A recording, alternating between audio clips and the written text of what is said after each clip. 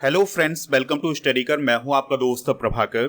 आज के इस महत्वपूर्ण लेक्चर में हम आपके साथ डिस्कस करने वाले हैं 28 फरवरी 2024 के मोस्ट इंपॉर्टेंट करंट अफेयर्स के क्वेश्चन। तो आप इस पूरे लेक्चर को बहुत ही ध्यान से लास्ट तक जरूर देखिएगा। आज का पहला और इम्पोर्टेंट क्वेश्चन है, राष्ट्रीय विज्ञान दिवस कब मनाया जाता है, यानी कि नेशनल साइंस डे कब सेलिब्रेट किया जाता है। आंसर हो जाएगा इसका 28 फरवरी को। तो हर साल 28 फरवरी को राष्ट्रीय विज्ञान दिवस मनाया जाता है। अब सवाल आता है कि राष्ट्रीय विज्ञान दिवस 28 फरवरी को ही क्यों मनाया जाता है। तो दोस्तों 28 फरवरी 1928 को भारतीय भौतिक विज्ञानी सर सीवी रमन के द्वारा रमन इफेक्ट की खोज की गई थी। तो इसी घटना को याद करने के लिए 28 फरवरी को राष्ट्रीय विज्ञान दिवस मनाया जाता है। 2024 की थीम जरूर आपको नोट करनी है। 2024 की थीम है indigenous technology for developed India. तो ये काफी इंपॉर्टेंट थीम है, इसे आप नोट कर लें। दोस्तों रमन प्रभाव की खोज के लिए सर सीवी रमन को 1930 में भौतिकी में नोबेल पुरस्कार से भी सम्मानित किया गया था। अब सवाल आता है कि पहली बार राष्ट्रीय विज्ञान दिवस कब मनाया गया था। तो 28 फरवरी 1987 को पहली बार राष्ट्रीय विज्ञान दिवस मनाया गया था। दोस्तों सर सीवी रमन के बारे में आपको एक पॉइंट और याद रखना है कि जब 1954 में पहली बार भारत रत्न प्रदान किए गए थे तो उसमें एक नाम सर सीवी रमन का भी था। तो डॉक्टर राधाकृष्णन और सी राजगोपालाचारी और सर सीवी रमन को 1954 में भारत रत्न प्रदान किया गया था पहली बार। चलिए दोस्तों अब हम फरवरी माह में मनाए जाने वाले कुछ प्रमुख दिवस डिस्कस कर लेते हैं। तो 2 फरवरी को विश्व आर्द्र भूमि दिवस यानी कि वर्ल्ड वेटलैंड डे मनाया गया है। 3 फरवरी को राष्ट्रीय गोल्डन रिट्रीवर दिवस मनाया गया है। 4 फरवरी को वर्ल्ड कैंसर डे मनाया गया है और 4 फरवरी को श्रीलंका का नेशनल डे भी मनाया गया है। 6 फरवरी को सुरक्षित इंटरनेट दिवस यानी सेफ इंटरनेट डे मनाया गया है और 10 फरवरी को राष्ट्रीय कृमि मुक्ति दिवस मनाया गया है। 10 फरवरी को विश्व दलहन दिवस भी मनाया गया है। 16 फरवरी को विश्व मानव विज्ञान दिवस मनाया गया है। 12 फरवरी को राष्ट्रीय उत्पादकता दिवस भी मनाया जाता है। 13 फरवरी को विश्व रेडियो दिवस मनाया गया है। 21 फरवरी को अंतर्राष्ट्रीय मातृभाषा दिवस मनाया गया है। 12 फरवरी को दोस्तों आपको याद रखना है कि 2024 में अंतर्राष्ट्रीय मिर्गी दिवस मनाया गया है। आपको याद रखना है कि जो अंतर्राष्ट्रीय मिर्गी दिवस है ये फरवरी माह के दूसरे सोमवार को मनाया जाता है। तो इस बार दूसरा सोमवार था 12 फरवरी को, इसलिए यह दिवस 12 फरवरी को मनाया गया है। 20 फरवरी को अरुणाचल प्रदेश का स्थापना दिवस मनाया गया है और 20 फरवरी को मिजोरम राज्य का स्थापना दिवस भी मनाया गया है। 20 फरवरी को विश्व सामाजिक न्याय दिवस भी मनाया गया है। 23 फरवरी को आपको याद रखना है कि विश्व शांति और समझ दिवस मनाया गया है। 24 फरवरी को केंद्रीय उत्पाद शुल्क दिवस मनाया गया है। 27 फरवरी को विश्व एनजीओ दिवस मनाया गया है। 28 फरवरी को आपको पता ही है कि कौन सा दिवस मनाया जाता है, राष्ट्रीय विज्ञान दिवस। इसके अलावा 28 फरवरी को दुर्लभ रोग दिवस भी मनाया जाता है। दोस्तों आप इस पूरे लेक्चर को बहुत ही ध्यान से लास्ट तक देखिएगा। लास्ट में आपसे क्वेश्चन पूछा जाएगा जिसका आंसर कमेंट बॉक्स में देना है। अगर आप चैनल पर पहली बार आए हैं तो सब्सक्राइब कर लें, बेल आइकन भी दबा लें जिससे आपको समय पर सबसे पहले नोटिफिकेशन मिल सके। आप हमारे टेलीग्राम चैनल से भी जुड़ जाइएगा। आपको टेलीग्राम पर जाना है, स्टडी कर ऑफिशियल सर्च करना है तो वहां पर आपको हमारा चैनल मिल जाएगा। इससे ऐड हो जाना है तो आपको डेली करंट अफेयर्स से रिलेटेड पीडीएफ यहां पर मिल जाएगी। इसके अलावा आप हमारा ऐप भी डाउनलोड कर सकते हैं। ऐप को डाउनलोड करने के लिए आपको डिस्क्रिप्शन बॉक्स में जाना है, वहां पर एक लिंक मिलेगी, वहां से आप हमारे ऐप को डाउनलोड कर सकते हैं। ऐप पर आपको paid course, e book, test series, PDF class notes और डेली क्विज ये सभी मिल जाएगा। ई बुक की बात करें तो आपको मंथली करंट अफेयर्स और ईयरली करंट अफेयर्स की ई बुक मिल जाएगी, हिंदी और इंग्लिश दोनों मीडियम में। तो इसको आप ऐप से प्राप्त कर लीजिएगा। नेक्स्ट क्वेश्चन है, गगनयान मिशन के लिए चुने गए एस्ट्रोनॉट्स कौन है। आंसर हो जाएगा प्रशांत बालकृष्णन नायर, अजीत कृष्णन, अंगद प्रताप और शुभांशु शुक्ला। तो दोस्तों इस क्वेश्चन का जो राइट आंसर हो जाएगा वो हो जाएगा ऑप्शन नंबर ई। तो भारत के पहले मैन्ड स्पेस मिशन गगनयान के लिए 4 एस्ट्रोनॉट का चयन किया गया है। उनके नाम है group captain Prashanth Balakrishnan Nair, group captain Ajit Krishnan, group captain Angad Pratap और विंग कमांडर शुभांशु शुक्ला। तो ये 4 लोग जो हैं ये गगनयान मिशन के तहत अंतरिक्ष में भेजे जाएंगे इसरो के द्वारा। तो चारों एस्ट्रोनॉट बेंगलुरु में स्थित इंडियन एयरफोर्स के aircraft and system testing establishment के टेस्ट पायलट हैं। तो ये पॉइंट भी आप नोट कर लीजिएगा। दोस्तों, इसरो के द्वारा गगनयान भेजने से पहले एक रोबोट भी भेजा जाएगा और ये रोबोट होगा वुमन रोबोट, यानी कि फीमेल रोबोट होगा और इसका नाम होगा व्योम मित्रा। तो इसको जुलाई 2024 में अंतरिक्ष में भेजा जाएगा इसरो के द्वारा। गगनयान का पहला उड़ान परीक्षण हुआ था 21 अक्टूबर 2023 को। चलिए दोस्तों, मिशन गगनयान के बारे में कुछ इंपॉर्टेंट पॉइंट डिस्कस कर लेते हैं। तो 15 अगस्त 2018 को प्राइम मिनिस्टर मोदी जी के द्वारा गगनयान मिशन का ऐलान किया गया था। अगर आपसे पूछा जाए गगनयान को कौन लॉन्च करेगा, तो गगनयान को इसरो के द्वारा लॉन्च किया जाएगा। दोस्तों, इस मिशन को कब लॉन्च किया जाएगा, तो 2025 में इसे लॉन्च किया जाएगा। यह भारत का पहला स्वदेशी मिशन है जिसमें एस्ट्रोनॉट स्पेस में जाएंगे, यानी कि भारत पहली बार अपने एस्ट्रोनॉट को अंतरिक्ष में भेजेगा और यह एक स्वदेशी मिशन है, यानी कि भारत में ही डेवलप किया गया मिशन है। गगनयान मिशन में 300 से 400 किलोमीटर ऊपर धरती के निचले ऑर्बिट में अंतरिक्ष यात्री जाएंगे और यह मिशन अगर कामयाब रहता है तो भारत स्पेस में इंसानों को भेजने वाला चौथा देश बन जाएगा। दोस्तों, अब आपसे सवाल पूछा जा सकता है कि वह कौन कौन से देश हैं जिन्होंने अंतरिक्ष में मानव को भेजा है। तो पहला देश है सोवियत संघ, जिसे हम आज रूस बोलते हैं। तो इसने 1961 में अंतरिक्ष में मानव को भेजा था और उसी साल अमेरिका ने भी मानव को अंतरिक्ष में भेजा था और फिर इसके बाद 2003 में चाइना ने अंतरिक्ष में मानव को भेजा है और अगर भारत सफल रहता है तो भारत ऐसा चौथा देश बन जाएगा जो कि अंतरिक्ष में मानव को भेजने वाला होगा। दोस्तों, कुछ और इंपॉर्टेंट पॉइंट आपको याद रखना है कि अगर आपसे पूछा जाए भारत के पहले अंतरिक्ष यात्री कौन थे, तो वो थे राकेश शर्मा, जो कि 1984 में अंतरिक्ष में गए थे। ठीक है।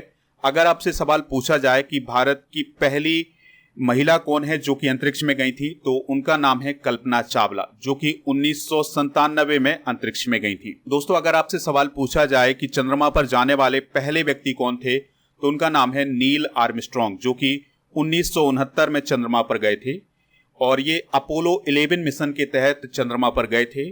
और याद रखिएगा कि नील आर्मस्ट्रॉन्ग के साथ बज एल्ड्रिन और माइकल कॉलिंस भी गए थे।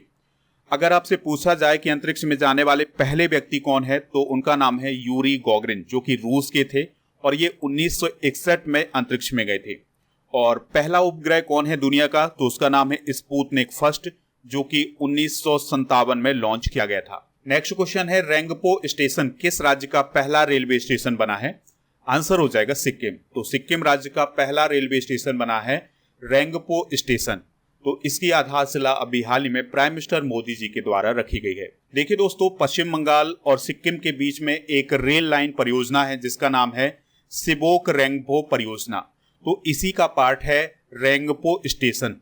ठीक है। तो यानी इसी के अंतर्गत ये रेलवे स्टेशन बनाया जा रहा है जिसकी आधारशिला प्राइम मिनिस्टर मोदी जी ने रखी है। और ये जो सिबोक रेंगपो परियोजना है, इसकी मंजूरी 2022 में दी गई थी और यह 45 किलोमीटर की रेल लाइन परियोजना है। चलिए दोस्तों, रेलवे से रिलेटेड कुछ इंपॉर्टेंट फैक्ट डिस्कस कर लेते हैं। वैसे कल भी हमने बहुत सारे फैक्ट डिस्कस किए थे रेलवे से रिलेटेड। अगर आपने कल का वीडियो नहीं देखा है तो वो जरूर देखिएगा, वहां पर भी आपको रेलवे से रिलेटेड बहुत सारे फैक्ट मिल जाएंगे। तो रेलवे सुरक्षा बल के महानिदेशक कौन बने हैं, यानी आरपीएफ के डीजी कौन है? मनोज यादव। भारतीय रेलवे ने किस वर्ष तक शुद्ध शून्य कार्बन उत्सर्जक बनने का लक्ष्य रखा है? 2030 तक। किस रेलवे जोन ने मार्च 2023 में पूरे ब्रॉड गेज का 100% विद्युतीकरण हासिल किया है? मध्य रेलवे जोन ने। दोस्तों, मार्च 2023 में भारतीय रेलवे द्वारा किस राज्य के पूरे ब्रॉड गेज नेटवर्क का विद्युतीकरण किया गया है? उत्तराखंड। इसके अलावा दोस्तों, आपको याद रखना है कि एशिया की पहली हाइड्रोजन ट्रेन किस देश में चली थी? वो चली थी चाइना में। और दुनिया की पहली हाइड्रोजन ट्रेन किस देश में चली थी? तो आपको याद रखना है जर्मनी में। 2023-24 में प्रथम डिस्कस कर लेते हैं। तो देश का पहला डिजिटल राष्ट्रीय संग्रहालय कहाँ स्थापित किया गया है? हैदराबाद में। जाति जनगणना शुरू करने वाला दूसरा राज्य कौन है? आंध्र प्रदेश। और पहला राज्य कौन है जाति जनगणना करने वाला? वो है बिहार। 100% इलेक्ट्रिक बाइक टैक्सी की शुरुआत असम में की गई है। पीएम विश्वकर्मा योजना लागू करने वाला पहला यूनियन टेरिटरी कौन है? जम्मू कश्मीर। भारत के पहले गर्ल्स सैनिक स्कूल की शुरुआत कहां पर की गई है? मथुरा, उत्तर प्रदेश में। देश का पहला डार्क स्काई पार्क कहाँ स्थापित किया गया है? पैंच टाइगर रिजर्व में, जो कि महाराष्ट्र में है। अनाथ बच्चों के लिए योजना बनाने वाला पहला राज्य कौन है? हिमाचल प्रदेश। देश का पहला आर्टिफिशियल इंटेलिजेंस शहर कौन बनेगा? वो बनेगा लखनऊ। नेक्स्ट क्वेश्चन है, दुनिया की तीसरी सबसे बड़ी मस्जिद किस देश में बनाई गई है? आंसर हो जाएगा अल्जीरिया। तो दोस्तों, अफ्रीका महाद्वीप का एक देश है जिसका नाम है अल्जीरिया। तो वहां पर दुनिया की तीसरी सबसे बड़ी मस्जिद बनाई गई है, और ये मस्जिद बनाई गई है अल्जीरिया की कैपिटल अल्जीरियस में। तो ये दुनिया की तीसरी सबसे बड़ी मस्जिद है और इसका नाम रखा गया है जामा अल जज़ैर। इसका उद्घाटन किसने किया है? तो इसका उद्घाटन किया है अल्जीरिया के राष्ट्रपति अब्देल मजीद तेबोने ने। दोस्तों, यह मस्जिद 27.75 हेक्टेयर यानी लगभग 70 एकड़ में बनी हुई है, और एक साथ इसमें 1,20,000 लोग नमाज अदा कर सकते हैं। इस मस्जिद में 265 मीटर यानी कि 869 फीट की दुनिया की सबसे ऊंची मीनार भी बनाई गई है। यहाँ पर आप देख सकते हैं ये मीनार बनी हुई है, ठीक है। तो ये मीनार बनाई गई है इस मस्जिद के साथ, तो ये पॉइंट भी आप नोट कर सकते हैं। इस विशाल मस्जिद को बनाने में करीब $900 मिलियन की लागत लगाई गई है। इसमें एक पुस्तकालय भी है जहां पर 10 लाख किताबें रखने के लिए जगह है। दुनिया की 2 सबसे बड़ी मस्जिदें हैं सऊदी अरब के मक्का और मदीना में, तो ये भी काफी इंपॉर्टेंट पॉइंट हो जाएगा। बात करते हैं अल्जीरिया की। तो दोस्तों, अल्जीरिया किस कॉन्टिनेंट में है? तो ये अफ्रीका कॉन्टिनेंट में है। यहाँ पर आप अफ्रीका कॉन्टिनेंट देख पा रहे हैं, और अफ्रीका कॉन्टिनेंट के देश हैं मोरक्को, लीबिया, माली, नाइजर। ये सभी देशों से घिरा हुआ है अल्जीरिया। अल्जीरिया की कैपिटल क्या है? अल्जीरियस। करेंसी है अल्जीरियाई दिनार। राष्ट्रपति हैं अब्देल मजीद तेबोने, और प्रधानमंत्री हैं नादिर लारबोई, ठीक है। तो ये सभी बहुत ही महत्वपूर्ण पॉइंट है आपके लिए। नेक्स्ट क्वेश्चन है, अडानी ग्रुप ने किस राज्य में दक्षिण एशिया का सबसे बड़ा गोला बारूद और मिसाइल कॉम्प्लेक्स लॉन्च किया है? आंसर हो जाएगा उत्तर प्रदेश में। तो दोस्तों, उत्तर प्रदेश के कानपुर में गोला बारूद और मिसाइल निर्माण के 2 बड़े प्लांट खोलने का ऐलान किया गया है अडानी ग्रुप के द्वारा। दोस्तों, यह साउथ एशिया में सबसे बड़ा डिफेंस मैन्युफैक्चरिंग कॉम्प्लेक्स होगा। यह भारत में प्राइवेट सेक्टर में अपने तरह का पहला ऐसा कदम है जब इतने बड़े मात्रा में गोला बारूद और मिसाइलें बनाई जाएंगी किसी प्राइवेट कंपनी के द्वारा। इस कॉम्प्लेक्स के लिए अडानी ग्रुप ने 3,000 करोड़ रुपए से अधिक का निवेश किया हुआ है। बात आई है उत्तर प्रदेश की। तो उत्तर प्रदेश से रिलेटेड कुछ इंपॉर्टेंट करंट अफेयर्स डिस्कस कर लेते हैं। उत्तर प्रदेश का पहला कछुआ संरक्षण रिजर्व कहाँ खोला जाएगा? गोंडा में। उत्तर प्रदेश में गोमती नगर रेलवे स्टेशन का भी हाल ही में उद्घाटन किया गया है। उत्तर प्रदेश के चीफ मिनिस्टर योगी आदित्यनाथ जी के द्वारा ये बताया गया है कि उत्तर प्रदेश में सेमी कंडक्टर नीति बनाई गई है। अयोध्या में सरयू नदी पर सौर ऊर्जा संचालित नाव लॉन्च की जाएगी।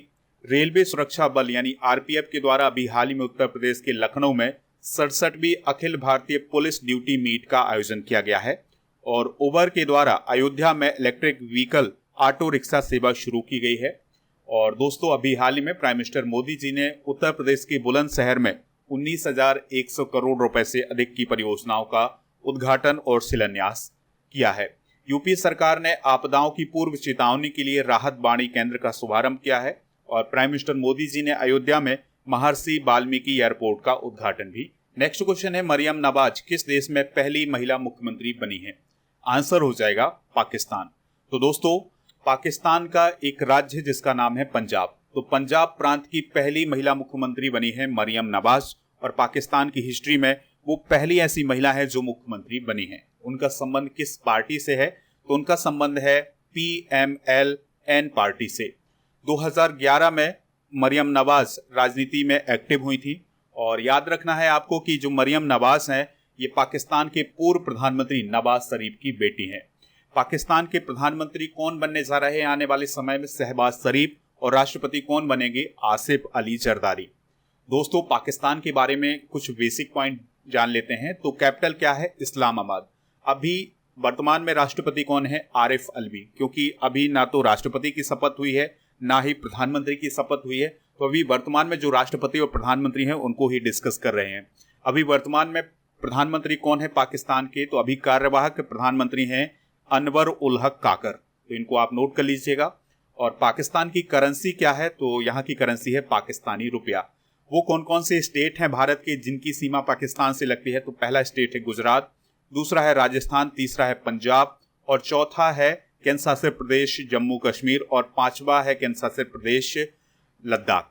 दोस्तों हाल फिलहाल में चर्चा में रही महिलाएं भी डिस्कस कर लेते हैं।